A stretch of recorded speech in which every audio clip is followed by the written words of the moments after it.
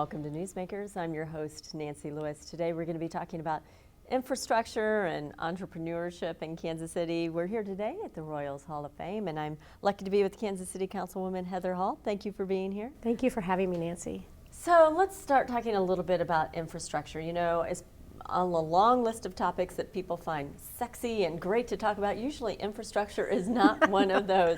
That's so right. How do you get people excited about it, get people to want to spend money on something like infrastructure? Well, you know, the infrastructure is the foundation of the city.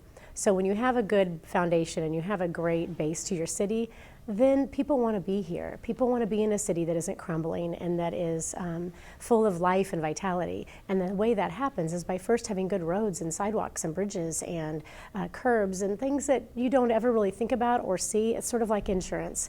You don't know you have it, but when you need it, you're really glad that you do. Right.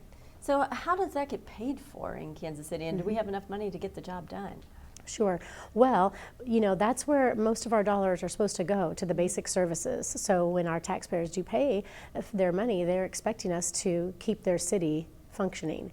And so that's why I say the things that Kansas City wants first is the stuff that isn't so sexy. It is the foundational things, and those are the things that we have to do first, and then we can spend the money on the fun stuff that people can see more readily. One of those things that is so important, and when you talk about making a city livable, it's certainly at the top of the list, is safety. Right.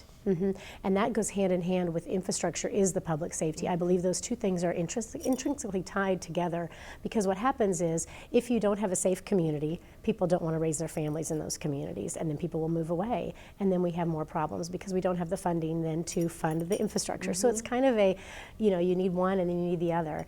And Kansas City is very fortunate. We have an extraordinary police force and a fire department that work so well together to keep our citizens safe.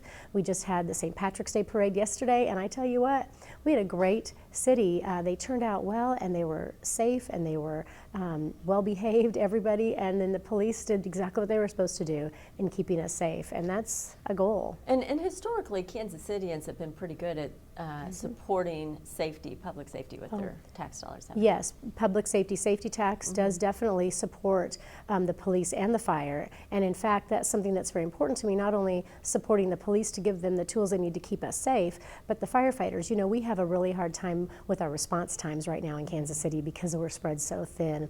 When you have a city that's 319 square miles, that's a lot of area to cover when you're a police officer or a firefighter to get to those emergencies. So what we are doing is right now we're working on building a new fire station in my district, in District 1, that should be open in the next 2 years that will actually help reduce the response times so that people will be served in a better, more safe and speedy environment. We have just about a minute left, but I want to talk for a second about what we are doing to attract small business. So in less than a minute. Well, you know, Kansas City, we pride ourselves on being so entrepreneurial in spirit. We have people, you know, like the Kaufmans and like other people in this city who have done amazing things to bring industry and business to Kansas City, which then of course brings jobs. And that's what we want. We want the people who live here to have the opportunity to create a business, to thrive, to have a permit and tax process that seems very fair and equitable so they can stay in business for many years.